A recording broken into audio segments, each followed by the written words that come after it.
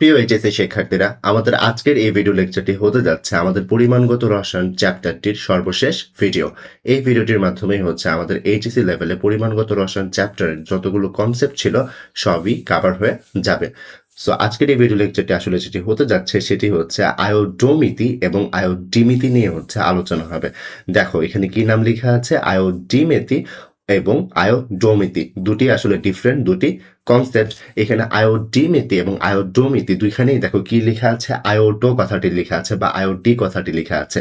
এটি আসলে বোঝায় আয়োডিন সম্পর্কিত, অর্থাৎ আয়োডিমিতি এবং আয়োডোমিতিতে আয়োডিন সম্পর্কিত কিছু হিসাব নিকাশ হবে।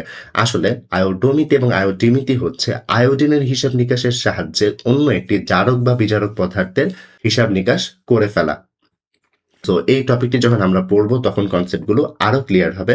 তো আপাতত একটু মনে রাখো, আয়োডিমিতি বা আয়োডোমিতি কি, এই দুটি হচ্ছে আয়োডিনের সাহায্যে কোনো একটা জারক বা বিজারকের হিসাব নিকাশ করা।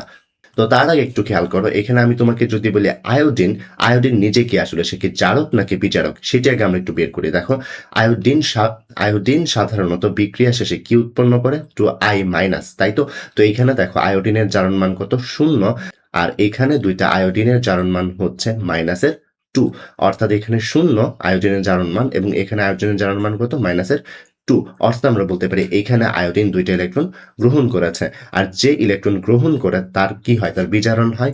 আর যে হচ্ছে এখানে পদার্থটা, তাকে জন্য আমরা কি বলতাম, তাকে আমরা বলতাম জারক। তার মানে এখানে আয়োডিন কি, আয়োডিন একটি জারক পদার্থ। সো এটা একটু মনে রাখবে যে আয়োডিন হচ্ছে একটা জারক পদার্থ। তো তোমাদের এখন কোয়েশ্চেন আসতে পারে, এই যে 2I- তো আমরা কখনো নর্মালি বিক্রিয়াতে দেখি না। আসলে 2I- যেই কথা, 2 পটাশিয়াম আয়োডাইড একই কথা। কিভাবে, দেখো এখানে যদি তুমি হচ্ছে পটাশিয়ামটাকে সরিয়ে ফেলো দর্শক আয়ন হিসেবে, তাহলে কি আসবে, 2I-, অর্থাৎ আমরা বুঝতে পারলাম আয়োডিন হচ্ছে একটা জারক পদার্থ। এবার আসি 2I-, এই যে 2I- বা আমরা যে পটাশিয়াম আয়োডাইড বলছি, সে কি আসলে জারক নাকি বিজারক পদার্থ। দেখো 2I- হচ্ছে আবার উৎপাদে গিয়ে তৈরি করে হচ্ছে আয়োডিন। আয়োডিন যখন তৈরি করবে, দেখো এখানে তার জারণ সংখ্যা কত, 0, আর এখানে তার জারণ সংখ্যা কত, -2, অর্থাৎ আমরা বলতে পারি বিক্রিয়ক থেকে উৎপাদে যাওয়ার সময় এখানে কি হয়েছে, দুটি ইলেকট্রনের ত্যাগ হয়েছে। অর্থাৎ আমরা বলতে পারি এখানে 2I- বা পটাশিয়াম আয়োডাইডের কি হয়েছে, পটাশিয়াম আয়োডাইডের জারণ হয়েছে। আর বিক্রিয়াকালে যার জারণ হয় তাদেরকে আমরা বলি বিজারক, তাই তো। অর্থাৎ পটাশিয়াম আয়োডাইড বা 2I- হচ্ছে আসলে একটা বিজারক পদার্থ। তো এবার চলো আমরা হচ্ছে এই কনসেপ্টগুলো ইউজ করে প্রথমে আয়োডিমিতি বলতে আমরা কি বুঝি সেটি একটু দেখে নিই। ধরো তোমার কাছে আয়োডিন রয়েছে। আয়োডিন কি, আয়োডিন হচ্ছে একটা জারক পদার্থ, তাই না। আয়োডিন হচ্ছে জারক পদার্থ, অর্থাৎ সে বিক্রিয়া করবে একটা বিজারকের সাথে। তো আয়োডিন হচ্ছে এখানে জারক এবং সোডিয়াম থায়োসালফেট হচ্ছে একটা বিজারক পদার্থ। তারা দুজন বিক্রিয়া করে, অর্থাৎ আয়োডিন জারক এবং সোডিয়াম থায়োসালফেট বিজারক বিক্রিয়া করে আমরা তো শিখে এসেছি তারা তৈরি করে হচ্ছে সোডিয়াম টেট্রাথায়োনেট এবং সোডিয়াম আয়োডাইড, তাই তো। এখানে একটু খেয়াল করো, এখানে কিন্তু বিক্রিয়াটা ব্যালেন্স করা নেই। দেখো এখানে আয়োডিন এই পাশে রয়েছে 2টা, আর এই পাশে আয়োডিন শুধু একটা রয়েছে, তাই তো। তাই এখানে আমরা 2 দিব। আর অন্যদিকে দেখো এখানে সালফার 4টা রয়েছে, বাট এখানে সালফার কয়টা রয়েছে, 2টা রয়েছে, তাই আমরা সালফারকে ব্যালেন্স করে দিলাম এখানে 2 গুণ করে। সো এই যে বিক্রিয়াটি দেখতে পাচ্ছ, যেখানে একটা বিজারকের সাথে ডিরেক্টলি আয়োডিন যোগ করা হয় তাকে বলা হয় আয়োডিমিতি বিক্রিয়া। তাহলে আয়োডিমিতি বিক্রিয়া বা আয়োডিমিতিক টাইট্রেশন কি, যেখানে জারক পদার্থের সাথে অর্থাৎ আয়োডিনের সাথে ডিরেক্টলি কোনো একটা বিজারক পদার্থ যোগ করা হয়। যোগ করে হচ্ছে এখানে কি করা হয়, ধরো জারক পদার্থের হিসাব নিকাশ তুমি জানো বা আয়োডিনের হিসাব নিকাশ জানো, তুমি সেখান থেকে বিজারক পদার্থের হিসাব নিকাশ বের করবে। এটি হচ্ছে আসলে আয়োডিমিতিক টাইট্রেশন বা আয়োডিমিতি। তো আয়োডিমিতিতে কি হচ্ছে মনে রাখবে এক লাইনে, আয়োডিমিতিতে আয়োডিনকে ডিরেক্ট যোগ করা হয় বিজারকের সাথে। এটি হচ্ছে আয়োডিমিতিক টাইট্রেশন। এখন ধরো তোমার কাছে একটা জারক পদার্থ রয়েছে। জারক পদার্থ হিসেবে কি নিয়েছি, কপার সালফেট। কপার সালফেট কিন্তু একটি জারক পদার্থ। এই যে কপার সালফেট বা জারক পদার্থ রয়েছে, তার সাথে এখন কি তুমি চাইলে ডিরেক্টলি আয়োডিন যোগ করতে পারবে? তুমি কিন্তু কখনোই তার সাথে চাইলে ডিরেক্টলি আয়োডিন যোগ করতে পারবে না, কারণ কপার সালফেটও হচ্ছে একটা জারক পদার্থ এবং আয়োডিন নিজে হচ্ছে একটা জারক পদার্থ। দুইটা জারক কিন্তু বিক্রিয়া করবে না। অর্থাৎ কপার সালফেট যেহেতু আমার জারক পদার্থ, তার সাথে আমার একটা বিজারক পদার্থ যোগ করতে হবে, রাইট। সো এখানে বিজারক পদার্থ হিসেবে আমরা পটাশিয়াম আয়োডাইড যোগ করে থাকি। জারক এবং বিজারকের উপস্থিতিতে একটা জারণ বিজারণ বিক্রিয়া হয়। তো এই বিক্রিয়াতে উৎপন্ন হয় হচ্ছে CO2I2 এবং পটাশিয়াম সালফেট এবং আয়োডিন। তো এখানে একটু খেয়াল করো, এই পাশে আয়োডিন কয়টি রয়েছে, এই পাশে আয়োডিন রয়েছে 2টি এবং এখানে আয়োডিন রয়েছে 2টি, টোটাল 4টি হচ্ছে উৎপাদে আয়োডিন রয়েছে। বাট বিক্রিয়কে আয়োডিন কয়টি, বিক্রিয়কে আয়োডিন আসলে 1টি রয়েছে, তাই আমি এখানে 4 দিয়ে গুণ করলে আমার দুই পাশে আয়োডিন ব্যালেন্স হয়ে যাচ্ছে। অন্যদিকে দেখো এখানে কপার 2টি রয়েছে, বাট এখানে কপার 1টা রয়েছে, তাই এখানে আমি 2 দিয়ে গুণ করব। তো এখানে আরেকটা ব্যাপার খেয়াল করো, এই পাশে পটাশিয়াম কয়টা রয়েছে, 4টা না, তাহলে এখানে পটাশিয়াম কয়টা থাকা উচিত, 4টাই থাকা উচিত। আর যেহেতু 2টা আছে তাই আমরা 2 দিয়ে এটাকে গুণ করলাম। তো এখানে একটু খেয়াল করো, এখানে কি হলো, এখানে কপার সালফেট অর্থাৎ একটা জারকের সাথে একটা বিজারকের বিক্রিয়ার মাধ্যমে কি উৎপন্ন হলো, আয়োডিন উৎপন্ন হলো। এই যে আয়োডিনটি উৎপন্ন হলো, এই আয়োডিনটিকেই হচ্ছে আসলে আমরা কার সাথে বিক্রিয়া করাবো, এই আয়োডিনটিকে আমরা বিক্রিয়া করাবো আবার সোডিয়াম থায়োসালফেটের সাথে। ওই যে উপরের যে বিক্রিয়াটা রয়েছে, এই উপরের বিক্রিয়াটা আসলে এখানে বা আয়োডিমিতিক যে বিক্রিয়াটি রয়েছে সেই বিক্রিয়াটি যাতে এখানে লিখেছি। তো এতে করে কি লাভ দেখো, এতে করে যে লাভ দেখো, এখানে কপার সালফেটের ধরো তুমি কি বের করতে চাচ্ছ, তার ঘনমাত্রা বের করতে চাচ্ছ বা তার হিসাব নিকাশ করতে চাচ্ছ। সো তাকে প্রথমে পটাশিয়াম আয়োডেটের সাথে বিক্রিয়া করিয়ে দিলে, কারণ তাকে আমি ডিরেক্টলি আয়োডিনের সাথে বিক্রিয়া করাতে পারবো না, কারণ কপার সালফেটও জারক আয়োডিনও জারক, তাই বিক্রিয়া করাতে পারছি না। তাই আমি যেটা করলাম, পটাশিয়াম আয়োডাইড বা হচ্ছে আয়োডিনের যে লবণ রয়েছে সেটি আবার নিজেকে বিজারক, তো জারক আর বিজারক বিক্রিয়া করবে এই ক্ষেত্রে, করে হচ্ছে আয়োডিন গ্যাস উৎপন্ন হয়। এই যে আয়োডিন গ্যাস যেটি রয়েছে, এই আয়োডিন গ্যাস যেটি উৎপন্ন হলো তার সাথে আবার আমরা সোডিয়াম থায়োসালফেটে বিক্রিয়া করাচ্ছি, করে উৎপাদ তৈরি করলাম।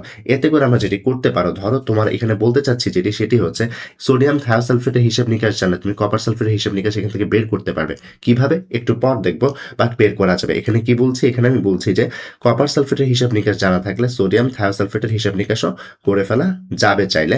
তো এই যে পুরো বিক্রিয়াটি, এই যে 2 লাইনের বিক্রিয়া, এই 2 লাইনের বিক্রিয়াকে আসলে বলা হয় আয়োডোমিতিক টাইট্রেশন বা আয়োডোমিতি বিক্রিয়া। তাহলে কিভাবে মনে রাখবে, এই যে নিচের যে বিক্রিয়াটি আছে যেখানে ডিরেক্টলি আয়োডিন যোগ করা হয় সেটি আসলে কি, সেটা হচ্ছে আয়োডিমিতিক টাইট্রেশন। আর এই যে 2 লাইনের বিক্রিয়াটা যেখানে হচ্ছে প্রথমে জারককে একটা বিজারকের সাথে বিক্রিয়া করে আয়োডিন গ্যাস উৎপন্ন করা হয় এবং উক্ত আয়োডিনের সাথে সোডিয়াম থায়োসালফেট বা একটা হচ্ছে বিজারক বিক্রিয়া করে উৎপাদ তৈরি করা হয়, এবং এখানে এই যে এই বিজারকের সাহায্যে এই জারকের ঘনমাত্রা বের করা যায় বা এই জারকের হিসাব নিকাশের মাধ্যমে এই বিজারকের হিসাব নিকাশ করে ফেলা যায়, সেটি হচ্ছে আয়োডোমিতিক টাইট্রেশন। তো হিসাব নিকাশটি কিভাবে করে একটু খেয়াল করো, আমরা যদি চাই এখানে আয়োডিনের হিসাব নিকাশের সাহায্যে সোডিয়াম থায়োসালফেটের হিসাব নিকাশ করতে, তাহলে আমরা স্টয়কিওমেট্রিক সমীকরণ এরকম লিখতে পারি, তাই তো। অন্যদিকে আমরা যদি চাই এখানে কপার সালফেটের সাথে এই যে আয়োডিনটি রয়েছে তার একটা স্টয়কিওমেট্রিক সমীকরণ লিখতে, তাহলে কিন্তু আমরা এরকম লিখতে পারি, রাইট। আর অন্যদিকে এই আয়োডিনের সাপেক্ষে যদি আমরা এই সোডিয়াম থায়োসালফেটের হিসাব নিকাশ করতে চাই, তাহলে কিন্তু আমরা এরকম একটা সমীকরণ লিখতে পারি, তাই তো। সো এখানে আমরা দুইটা সমীকরণ পেয়েছি, রাইট। এই যে দুইটা সমীকরণ পেয়েছি, এখানে দেখো n of i2, এখানেও n of i2, সো এই দুইটা কিন্তু ইকুয়াল, তাই না। তো আমরা কি লিখতে পারি না, দেখো এখানে কোন দুইটা ইকুয়াল, এটা আর এটা যেহেতু ইকুয়াল, আমরা তো চাইলে লিখতে পারি এটা আর এটাও আমাদের ইকুয়াল, তাই তো। সো এতে করে আমরা যেটা করতে পারছি সেটা হচ্ছে কপার সালফেটের সাথে ডিরেক্টলি সোডিয়াম থায়োসালফেটের একটা হিসাব নিকাশ করতে পারছি, তাই তো। তো এখানে যে হিসাব নিকাশটা, এটির মাধ্যমে আমরা কি করতে পারো, দেখো তোমার যদি হচ্ছে সোডিয়াম থায়োসালফেট অর্থাৎ তার হিসাব নিকাশ জানা থাকে আয়োডোমিতি টাইট্রেশনে, তাহলে তুমি যেটি করতে পারবে কপার সালফেটের হিসাব নিকাশ করে ফেলতে পারবে। অন্যদিকে কপার সালফেটের হিসাব নিকাশ যদি তুমি জানো, তুমি সোডিয়াম থায়োসালফেটের হিসাব নিকাশ করে ফেলতে পারবে। অর্থাৎ এই যে সমীকরণটি দাঁড়াচ্ছে এটা হচ্ছে আয়োডোমিতিক টাইট্রেশনের জন্য সমীকরণ, আর এই যে সমীকরণটি দাঁড়াচ্ছে এটি হচ্ছে আয়োডিমিতিক টাইট্রেশনের জন্য সমীকরণ। সো এভাবে হিসাব নিকাশগুলো আমরা খুব ইজিলি করে ফেলতে পারি। তো তোমাদের যে জিনিসটি মনে রাখতে হবে সেটি হচ্ছে বিক্রিয়া দুটি মনে রাখতে হবে। এই দুটি বিক্রিয়া তোমাদের পরীক্ষাতে আসে, আর এখানে তোমাদের ম্যাথ করার জন্য এই সমীকরণটা আয়োডিমিতিক টাইট্রেশনের জন্য মনে রাখবে, আর আয়োডোমিতিক টাইট্রেশনের জন্য এই সমীকরণটি মনে রাখবে। তাহলেই দেখা যাবে তোমরা ম্যাথগুলো করে ফেলতে পারছো এবং অ্যান্সার করতে পারছো। তো এবার তো এতটুকু তো গেল আমাদের হচ্ছে জাস্ট আন্ডারস্ট্যান্ডিং, তাই তো। পরীক্ষার খাতায় যদি বলে যে আয়োডিমিতিক টাইট্রেশন বলতে কি বুঝো এবং আয়োডোমিতিক টাইট্রেশন বলতে কি বুঝো, তখন কি লিখবে, তাই একটু আমরা এই স্লাইডে দেখে নিই। তো প্রথমেই আসি আমরা আয়োডিমিতির সংজ্ঞাতে। আয়োডিমিতির সংজ্ঞাতে আমরা কি দেখলাম, দেখো একটু আগে যে আমরা বিক্রিয়াটি লিখেছিলাম, বিক্রিয়াটিতে কি ছিল, বিক্রিয়াটিতে এরকম একটা কিছু ছিল যে এখানে আমরা কি করেছিলাম, এখানে হচ্ছে আমরা প্রমাণ আয়োডিনের যে দ্রবণ রয়েছে বা জারক পদার্থ রয়েছে তার হিসাব নিকাশ জানা থাকলে আমরা বলেছিলাম যে এইখানে যে সোডিয়াম থায়োসালফেট বা বিজারক পদার্থটি রয়েছে তার হিসাব নিকাশ করা যায় কিভাবে, এই সমীকরণটি দিয়ে, তাই তো। তো একটু খেয়াল করো, এইখানে প্রমাণ আয়োডিন দ্রবণের সাহায্যে কোনো বিজারক পদার্থের পরিমাণ নির্ণয়ের পদ্ধতিটাকেই আমরা বলি আসলে আয়োডিমিতি। আয়োডিমিতি কি দাঁড়াচ্ছে? প্রমাণ আয়োডিন দ্রবণের সাহায্যে কোনো বিজারক পদার্থের পরিমাণ নির্ণয়ের পদ্ধতি। এই যে এখানে আয়োডিন প্রমাণ একটা জারক পদার্থ বা বলতে পারি একটা প্রমাণ দ্রবণ, তার সাপেক্ষে আমরা একটা বিজারক পদার্থের হিসাব নিকাশ করে ফেললাম বা পরিমাণ নির্ণয় করে ফেললাম। এই যে প্রসেসটা, এই প্রসেসটাকেই বলা হয় আসলে আয়োডিমিতি। আর এই যে বিক্রিয়াটা, তাকে বলা হয় আয়োডিমিতিক বিক্রিয়া বা আয়োডিমিতিক টাইট্রেশন। তো চলো এই ফর্মুলাটি যে একটু আগে আমরা বের করেছিলাম, এই ফর্মুলাটি ব্যবহার করে আমরা হচ্ছে একটা ম্যাথ করে ফেলি, তারপর আমরা আয়োডোমিতি নিয়ে পড়াশোনা করব। এখানে প্রশ্নে বলা আছে 20 ml 0.1 মোলার আয়োডিনের দ্রবণকে 10 ml সোডিয়াম থায়োসালফেটের দ্রবণ দ্বারা সম্পূর্ণরূপে জারিত করা হলে সোডিয়াম থায়োসালফেট দ্রবণের ঘনমাত্রা কত? সো এই ম্যাথটি যদি আমরা সমাধান করতে চাই, আমরা তো আগেই জানি এই যে বিক্রিয়াটা এখানে কাদের মধ্যে হচ্ছে, সোডিয়াম থায়োসালফেট এবং আয়োডিনের মধ্যে হচ্ছে, তাই না? তো এই বিক্রিয়াটা আমরা প্রথমে লিখে নিব, দেন আমরা যেটি করবো সেগুলো হচ্ছে ডাটা বসিয়ে নিব, তাই তো? এখানে দেখো আয়োডিন দ্রবণের যে আয়তন সেটি কত, 20 ml, এবং আয়োডিন দ্রবণের যে ঘনমাত্রা সেটি হচ্ছে 0.1 মোলার। এখানে ml লেখা আছে, এটি ml হবে না, এটা হবে আসলে হচ্ছে মোলার, কারণ ঘনমাত্রার একক আমরা কি জানি, মোলার। আর অন্যদিকে এখানে দেখো সোডিয়াম থায়োসালফেট যেটি রয়েছে তার আয়তন কত, 10 ml। সো আমরা এখানে 10 ml বসিয়েছি। আর আমাদের এখন কি বের করতে বলা হয়েছে, সোডিয়াম থায়োসালফাইড দ্রবণের ঘনমাত্রা, তাই তো? তাকে আমরা এভাবে লিখলাম।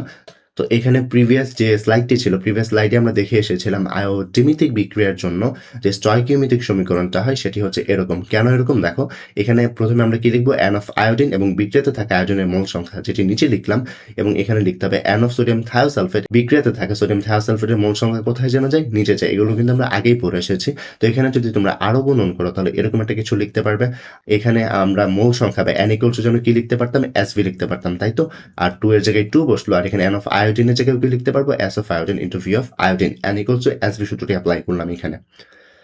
তো আমাদের টার্গেট যেন কি ছিল, আমাদের টার্গেট ছিল হচ্ছে সোডিয়াম থায়োসালফেটের দ্রবণের ঘনমাত্রা বের করা। অর্থাৎ আমরা বলতে পারছি যে S অফ সোডিয়াম থায়োসালফেট বের করতে হবে। তাহলে S অফ সোডিয়াম থায়োসালফেটকে এক পাশে রেখে বাকি সবগুলোকে অন্য পাশে পাঠিয়ে দিব। দেন এখানে দেখো 2 এর জায়গায় 2 বসালাম, মান বসাচ্ছি, এবং S অফ আয়োডিনের জায়গায় 0.1, এই যে S অফ আয়োডিন কোথায় ছিল, 0.1, এবং V অফ আয়োডিন ছিল 20 ml, V of iodine 20 ml বসালাম, এবং V অফ সোডিয়াম থায়োসালফেট ছিল 10 ml, তাই এখানে 10 ml বসালাম। এটি হিসাব নিকাশ করলে তোমরা যে অ্যান্সারটি পাবে সেটি আসবে হচ্ছে 0.4 মোলার। সো এটি ছিল আসলে হচ্ছে আয়োডিমিতির কনসেপ্টের কিছু ম্যাথ। এবার চলো আয়োডোমিতির যে কনসেপ্টটি রয়েছে সেটি হচ্ছে আমরা একটু রিক্যাপ করে নিই এবং সংজ্ঞাটা দেখে নিই, দেন আমরা একটা ম্যাথ করব, যেটি হবে আমাদের এই প্লেলিস্টের শেষ ম্যাথ। তো চলো প্রথমে আয়োডোমিতি বলতে কি বুঝি সেটি আমরা একটু দেখে নিই। তো আমরা তো আয়োডোমিতিক যে টাইট্রেশন রয়েছে, আয়োডোমিতিক টাইট্রেশনের জন্য এরকম কিছু সমীকরণ দেখেছিলাম, তাই তো? তো এবার চলো এটাকে একটু সংজ্ঞায়িত করি। জারক পদার্থের সাথে আয়োডিনের লবণের বিক্রিয়ায় যে আয়োডিন বিমুক্ত করা হয়, সেই আয়োডিনের সাথে প্রমাণ বিজারকের দ্রবণ দ্বারা টাইট্রেশন করে বিমুক্ত আয়োডিনের পরিমাণ নির্ণয়ের পদ্ধতি। তো চলো একটু বুঝে নিই ব্যাপারটিকে। এখানে কি লিখে আছে, জারক পদার্থের সাথে আয়োডিনের লবণের বিক্রিয়া। দেখো এখানে একটা জারক পদার্থ, এখানে আমি কি করলাম, আয়োডিনের লবণের বিক্রিয়া করলাম। বিক্রিয়া করে আয়োডিন বিমুক্ত করা হতো না, এই যে আয়োডিন বিমুক্ত হয়েছে। অর্থাৎ জারক পদার্থের সাথে আয়োডিনের লবণের বিক্রিয়ায় যে আয়োডিন বিমুক্ত করা হয়, এই যে এই একই আয়োডিনকে আমরা আবার কি করলাম, একটা বিজারক পদার্থের সাথে বিক্রিয়া করলাম, তাই তো? সেই আয়োডিনের সাথে এই যে এই একই আয়োডিনের সাথে প্রমাণ বিজারকের দ্রবণ, এই যে প্রমাণ বিজারকের দ্রবণ দ্বারা টাইট্রেশন করে বিমুক্ত আয়োডিনের পরিমাণ নির্ণয়ের যে পদ্ধতি, এটাকেই আসলে বলা হয় আয়োডোমিতিক টাইট্রেশন বা আয়োডোমিতি। আশা করি বুঝতে পেরেছ। আর এখানে আমরা যেন কি লিখেছিলাম, তারপর আমরা স্টয়কিওমেট্রি লিখেছিলাম। প্রথম লাইনে যদি আমরা স্টয়কিওমেট্রি লিখতে চাই, একটু লক্ষ্য করে এখানে কপার সালফেটের সাথে যদি হচ্ছে আয়োডিনের হিসাব নিকাশ করি, তাহলে কি লিখবো, n of copper sulphate divided by 2 এবং n of iodine divided by 1, তাই তো? অন্যদিকে এখানে যদি আয়োডিনের সাথে সোডিয়াম থায়োসালফেটের হিসাব নিকাশ করি, তাহলে আমরা এরকম একটা স্টয়কিওমেট্রি লিখতে পারি, যেটি হচ্ছে n of iodine divided by 1 এবং n of sodium thiosulphate divided by বিক্রিয়াতে থাকা মোল সংখ্যা, অর্থাৎ 2 হবে এই ক্ষেত্রে। সো এই দুইটা ক্ষেত্রে আমরা যেন কি দেখেছিলাম, যে তো এই ক্ষেত্রে আমরা দেখেছিলাম এখানে n অফ আয়োডিন রয়েছে, এখানেও n অফ আয়োডিন রয়েছে। এই দুইটি যেহেতু সমান, তার মানে তারা হচ্ছে পরস্পর সমান। যেখান থেকে আমরা আসলে কি লিখেছিলাম, যেখান থেকে আমরা লিখেছিলাম এরকম একটা লাইন, তাই তো? n of copper sulphate divided by 2 is equal to n of sodium thiosulphate divided by 2। এখানে দুই পাশে 2 ক্যান্সেল আউট করলে আমাদের যে ফাইনাল যে ফর্মুলাটি দাঁড়ায় আয়োডোমিতিক টাইট্রেশনের জন্য, যেটি হচ্ছে n of copper sulphate equal to n of sodium thiosulphate. এই ইকুয়েশনটি ইউজ করে আমরা বেসিক্যালি আয়োডোমিতিক যে ম্যাথগুলো রয়েছে সেগুলো আমরা করে ফেলবো। তো চলো একটি ম্যাথ করি। তো এখানে প্রশ্নে বলা আছে 50 ml কপার সালফেট এর দ্রবণে অতিরিক্ত পটাশিয়াম আয়োডাইড দ্রবণ যোগ করে বিমুক্ত আয়োডিনকে টাইট্রেশন করতে 0.15 মোলার দ্রবণের 35 ml সোডিয়াম থায়োসালফেট দ্রবণ প্রয়োজন হলে ওই দ্রবণে অর্থাৎ কপার সালফেটের দ্রবণে কপার 2+ আয়নের পরিমাণ নির্ণয় করতে। অর্থাৎ এখানে আমরা কি করব, কপার 2+ আয়নের ডাব্লিউ নির্ণয় করব, তাই তো। তো চলো ম্যাথটা সমাধান করা যাক। তো এই ক্ষেত্রে তোমরা প্রথমেই দেখছো এখানে যেহেতু কপার সালফেট দ্রবণ অর্থাৎ জারকের সাথে পটাশিয়াম আয়োডাইড অর্থাৎ বিজারক বিক্রিয়া করানো হয়েছে, ডিরেক্টলি আয়োডিন তো এখানে যোগ হয়নি, তাই তো। তার মানে এটা আয়োডিমিতিক রিয়াকশন না, এটা কি রিয়াকশন, এটা আয়োডোমিতিক রিয়াকশন। কারণ প্রথমে কপার সালফেটের সাথে পটাশিয়াম আয়োডাইড যোগ করা হয়েছে, দেন আয়োডিনের সাথে সোডিয়াম থায়োসালফেট যোগ করা হয়েছে, যেটি ছিল আসলে আয়োডোমিতিক রিয়াকশন, তাই তো। আর আয়োডোমিতিক রিয়াকশনটি এরকম ছিল, রাইট। তো এখানে দেখতে পাচ্ছ ডাটাগুলো যদি আমরা বসাই, এখানে ভলিউম অফ কপার সালফেট বা বলতে পারি যে আয়তন, কপার সালফেটের আয়তন কত, এই যে 50 ml, এবং সোডিয়াম থায়োসালফেট যে দ্রবণ রয়েছে তার আয়তন কত 35 ml, তাই তো। তাকে যদি হচ্ছে আমরা ইয়েতে কনভার্ট করি, কি বলে, তাকে যদি আমরা লিটারে কনভার্ট করি তাহলে ml কে 1000 দিয়ে ভাগ করে এখানে বসাবো, তাই তো।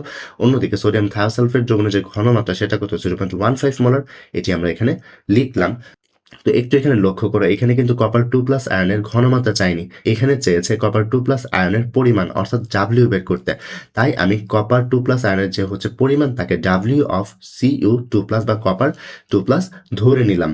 তো এখন আমার টার্গেট কি, আমার টার্গেট হচ্ছে ডাব্লিউ অফ কপার 2+ বের করা, রাইট। তো এই সমীকরণের তো এই আয়োডোমিতিক বিক্রিয়ার জন্য আমরা তো দেখে এসেছিলাম আমাদের স্টয়কিওমেট্রিক সমীকরণ এরকম দাঁড়ায়, তাই তো। তো এই যে স্টয়কিওমেট্রিক সমীকরণ যে আমরা পেলাম, এখানে আমাদের কাজ কি দেখো, এখানে N অফ কপার সালফেট দেওয়া রয়েছে, তাই তো।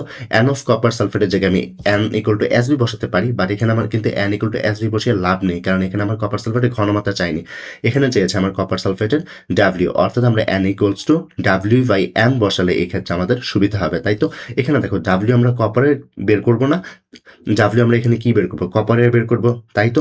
তাই আমরা এখানে W/M যেটি লিখেছি দুইটাই কিন্তু কপারের জন্য হবে, কারণ আমার কপার সালফেটের পরিমাণ বা ভর বের করতে বলা নাই, আমাকে বলেছে হচ্ছে শুধুমাত্র কপার 2+ আয়নের ভর বের করতে, তাই আমি এখানে কপার লিখেছি শুধু। আশা করি এতটুকু বুঝতে পেরেছ।